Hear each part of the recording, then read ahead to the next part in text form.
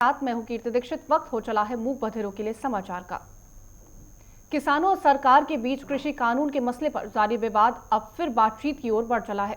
कड़ाके की ठंड में भी किसान दिल्ली की सीमाओं पर डटे हुए हैं और अपनी मांगों पर अड़े हुए हैं। इसी बीच कल दोनों पक्षों में बातचीत हो सकती है। किसानों द्वारा दिए गए प्रस्ताव पर आज जवाब सरकार देगी। ऐसी उम्मीद है कि इस बार मंथन से कुछ निर्णय निकलेगा। इन सबसे इतर किसानों ने अपना आंदोलन तेज करने की बात भी कही है। जगह जगह प्रदर्शन और सामानों का बॉयकॉट जारी रहेगा। नए साल तक देश के अलग अलग हिस्सों में किसान संगठन सभाएं करेंगे। किसानों ने हरियाणा के सभी टोलों को मुफ्त कराया और साथ ही अपनी मांगे पूरी होने तक यही स्थिति रखने की बात भी कही है। बता दें कि अब तक सरकार और किसानों के बीच 6 राउंड की चर्चा हो चुकी है, लेकिन कोई निर्णय नहीं निकला। अब एक बार फिर दोनों पक्षों पर बातचीत की जाएगी और ऐसी उम्मीदें हैं कि ये बातचीत से कोई समाधान निकलेगा। कांग्रेस पार्टी आज अपना 136वां स्थापना दिवस मना रही है। इस मौके पर अखिल भारतीय कांग्रेस कमेटी के सदस्यों ने पार्टी की राज्य इकाइयों को निर्देश दिया कि वो तिरंगा यात्रा का आयोजन करें और युवाओं के साथ जुड़ने के लिए सोशल मीडिया अभियान सेल्फी विद तिरंगा चलाएं।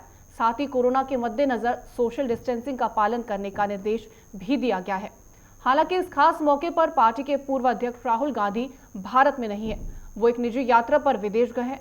इसे लेकर केंद्रीय मंत्री और मध्य प्रदेश के मुख्यमंत्री शिवराज सिंह चौहान ने उन पर तंज कसा।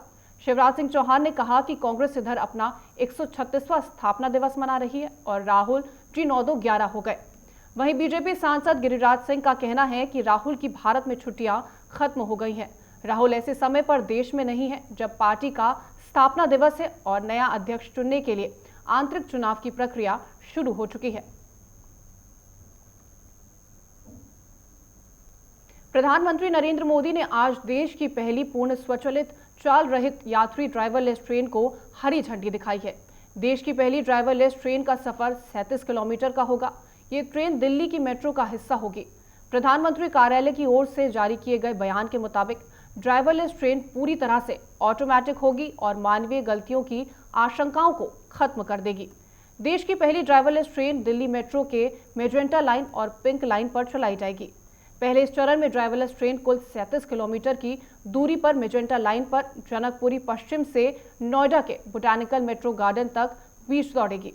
उसके बाद साल 2021 में पिंक लाइन में 57 किलोमीटर तक ड्राइवरलेस मेट्रो ट्रेन चलाने की योजना है, जो मंजलिस पार्क से शिव विहार तक की दूरी को तय करेगी।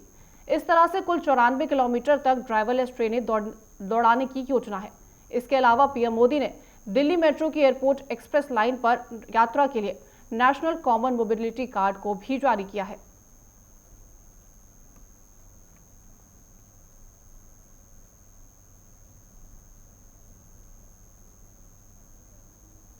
पूर्व क्रिकेटर और बीसीसीआई अध्यक्ष सौरव गांगुली की भारतीय जनता पार्टी में एंट्री की अटकलें तेज हो गई हैं।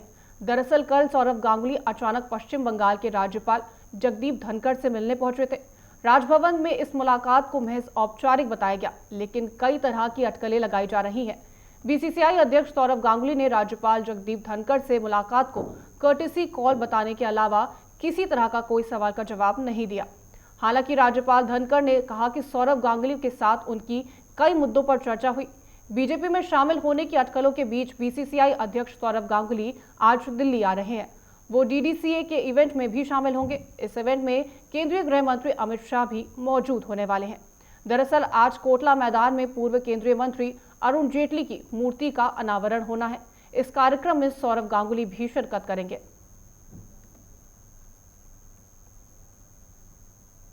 देश में कोरोना का कहर जारी है। हर रोज 1000 नए केस सामने आ रहे हैं। हालांकि लगातार 8वें दिन 25,000 से कम केस दर्ज किए गए हैं। पिछले 24 घंटे में 20,021 नए संक्रमित मामले सामने आए। वहीं 259 लोगों की जान चली गई। अच्छी बात यह है कि बीते दिन 21,131 मरीज कोरोना से ठीक भी हुए हैं। स्वास्थ्य मंत्रालय के ताजा आंकड़ों के अनुसार भारत में कोरोना के कुल मामले बढ़कर 1 करोड़ 2 लाख तक पहुंच गए हैं। इनमें से 1,47,901 लोगों को अपनी जान भी गंवानी पड़ी, जबकि करीब 98 लाख लोग कोरोना को मात देकर ठीक हो चुके हैं। वही कुल एक्टिव केस घटकर 2,77,000 पर आ गए हैं। राहत की बात है कि मृत्यु दर और एक्टिव केस रेट में लगातार गिरावट दर्ज की जा रही है। देश में कोरोना से मृत्यु दर 1.45% है, जबकि रिकवरी रेट 77% है। एक्टिव केस 3% से कम है। बता दें कि कोरोना संक्रमितों की संख्या के हिसाब से अमेरिका के बाद भारत दूसरे नंबर पर है।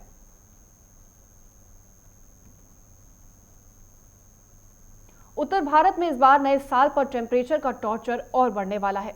कश्मीर, उत्तराखंड और हिमाचल प्रदेश के कई इलाकों में आने वाले दिनों में बर्फबारी का अनुमान है। इससे दिल्ली समेत मैदानी इलाकों में पारा और भी गिरेगा। इस बीच बीती रात को पहाड़ों की रानी मसूरी में सीजन की पहली बर्फबारी हुई, जिससे शहर में ठंड और भी ज्यादा बढ़ गई है। उत्तराखंड मौसम विभाग ने चेतावनी दी है कि आज और कल पहाड़ी जिलों में बर्फबारी और मैदानी जिलों में बारिश होगी। मौसम विभाग ने कहा है कि बर्फबारी की वजह से पहाड़ों में चट्टानें खिसक सकती हैं और रास्ता भी जाम हो सकता है।